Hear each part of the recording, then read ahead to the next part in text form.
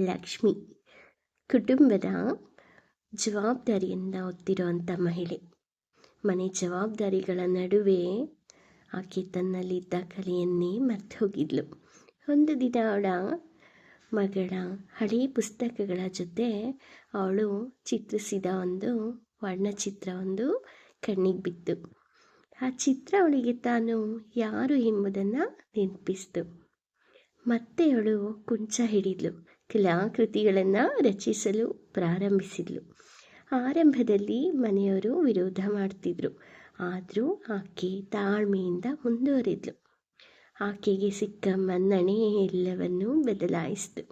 ಇಂದು ಲಕ್ಷ್ಮಿ ಕೇವಲ ಒಬ್ಬ ಗೃಹಿಣಿಯಲ್ಲ, ತನ್ನ ಸುತ್ತಮುತ್ತಲಿನ 10 ಮಹಿಳೆಯರಿಗೆ ಕಲೆ ಕಲಿಸಿ ಅವರೆಲ್ಲರನ್ನೂ ಆರ್ಥಿಕವಾಗಿ ಸ್ವಾವಲಂಬಿಗಳಾಗುವಂತೆ ಮಾಡುತ್ತಿರುವ ಒಂದು ದಾರಿದೀಪ. ಮಹಿಳೆ ಎಂದರೆ ಕೇವಲ ತ್ಯಾಗವಲ್ಲ, ಆಕೆ ಒಂದು ಅಪ್ರತಿಮ ಶಕ್ತಿ.